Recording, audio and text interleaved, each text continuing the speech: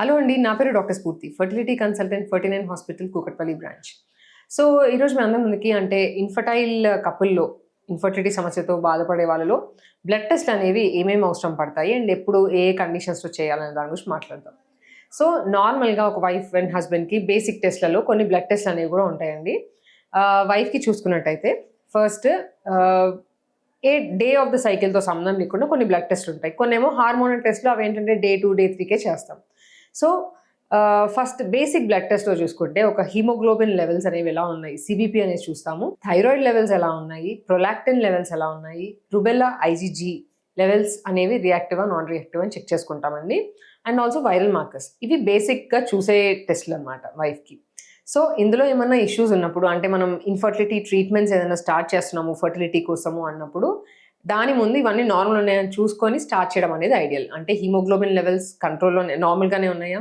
Thyroid and prolactin levels అనేవి కంట్రోల్‌లోనే ఉన్నాయా? లేదంటే దానికి ఏమైనా ట్రీట్మెంట్స్ అవసరం పడతాయా అనేది చూసుకొని ట్రీట్మెంట్ స్టార్ట్ చేస్తాం. అండ్ ఆల్సో రుబెల్లా రియాక్టివ్ ఉన్నారా? నాన్ రియాక్టివ్ అంటే ఆల్రెడీ ఇమ్యునైజ్డా కాదా అనేది చూసుకొని దాన్ని బట్టి ఒకవేళ లేదు అని అన్నప్పుడు వాళ్ళకి వ్యాక్సినేషన్ ఇవ్వడం జరుగుతుంది. అండ్ దాని తర్వాత ట్రీట్మెంట్స్ అనేవి స్టార్ట్ చేస్తాం.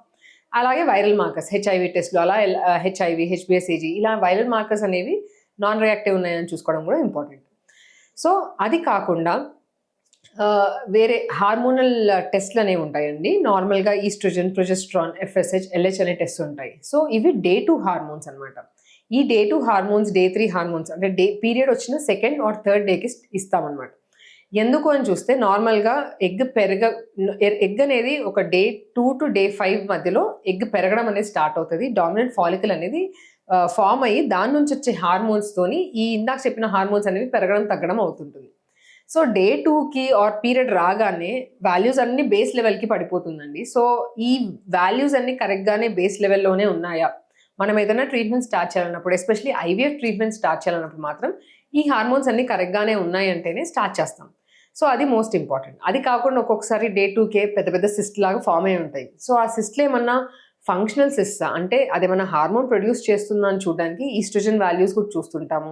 లైనింగ్ బట్టి ఒక్కొక్కసారి ప్రొజెస్ట్రాన్ వాల్యూస్ కూడా ఇవ్వడం జరుగుతుంది. సో, ఇలా ఎస్పెషల్లీ ఒక ఐవీఎఫ్‌కి వెళ్ళినప్పుడు ఈ ఈస్ట్రోజన్, ప్రొజెస్ట్రాన్, ఎఫ్ఎస్హెచ్, ఎల్హెచ్ అనే హార్మోన్స్ అనేవి కరెక్ట్‌గానే ఉన్నాయా? ఆ హార్మోన్ లెవెల్స్‌ని బట్టి కూడా ఒక్కొక్కసారి డోస్ అనేది పెంచడం, తగ్గడం అనేది జరుగుతుందండి. ఎస్పెషల్లీ ఎగ్స్ అనేవి చాలా తక్కువ ఉన్నప్పుడు ఎఫ్ఎస్హెచ్ వాల్యూ అనేది చాలా ఎక్కువగా ఉంటుంది. సో, అలాంటి వాళ్ళకి కౌన్సెలింగ్‌కి కూడా ఈ హార్మోన్స్ అనేవి యూజ్‌ఫుల్ ఉంటాయి.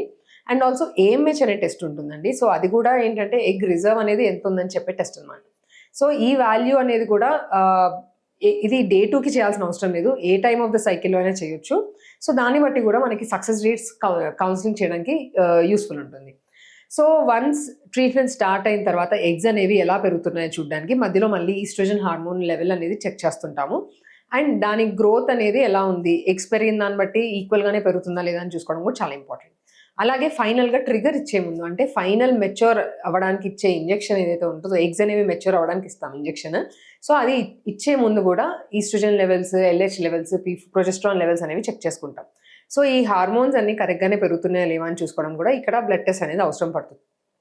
సో, అది అయిన తర్వాత నార్మల్‌గా ఇప్పుడు ఎంబ్రియో ట్రాన్స్‌ఫర్ చేయడానికి కూడా డే 2కి కూడా మళ్ళీ కొన్ని బ్లడ్ టెస్ట్ ఇస్తామండి. అండ్ ఆల్సో ఎంబ్రియో ట్రాన్స్‌ఫర్ చేసే ముందు కూడా హార్మోన్స్ అనేవి ఎస్పెషల్లీ ప్రొజెస్ట్రాన్ హార్మోన్ అనేది తక్కువగానే ఉందా లేదా అనేది కూడా చెక్ చేసుకుంటాం. సో, ఆడవాళ్ళలో ఈ టెస్ట్‌లు అనేవి కామన్‌గా చేసే టెస్ట్‌లు. అలాగే ఇప్పుడు వేరే ట్రీట్మెంట్స్, చిన్న ట్రీట్మెంట్స్ చేసేవాళ్ళు ఒక్కొక్కసారి సిస్ట్‌లు ఏమన్నా ఉన్నా అట్లేమన్నా ఇష్యూస్ కనిపించినా కూడా ఈ హార్మోన్ టెస్ట్ అనేవి రిపీట్ చేసుకొని ఆ సిస్ట్‌లు ఏమన్నా ప్రాబ్లమ్ క్రియేట్ చేసే సిస్ట్‌లా లేదా అనేది చెక్ చేస్తాం. అలాగే మగవాళ్ళలో ఏంటంటే basic viral markers, sugar levels ఎలా ఉన్నాయి, హిమోగ్లోబిన్ లెవెల్స్ ఎలా ఉన్నాయి అనేది చెక్ చేసుకుంటాము. అండ్ వాళ్ళకి సీమెన్ అనాలిసిస్ ఇచ్చి అది నార్మల్ ఉన్నప్పుడు వాళ్ళకి వేరే బ్లడ్ టెస్ట్, హార్మోన్ టెస్ట్‌లు అనేవి జనరల్‌గా అడ్వైస్ చెయ్యము.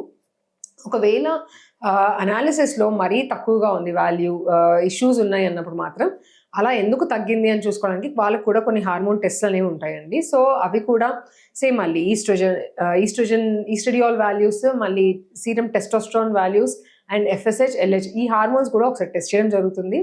అండ్ ఇంకా ఒకవేళ 0 వచ్చినప్పుడు ఒక్కొక్కసారి క్యారియోటైపింగ్ అని ఇంకా కొన్ని జెనెటిక్ టెస్ట్‌లు అనేవి కూడా బ్లడ్‌లోనే టెస్ట్ చేయడం జరుగుతుంది. సో, ఇవండి. ఇంకా దీనిలో ఇంకా మీకేమన్నా ఇట్లాంటి టెస్ట్‌ల మీద ఏమైనా డౌట్స్ ఉంటే మీరు మమ్మల్ని సంప్రదించొచ్చు. Thank you.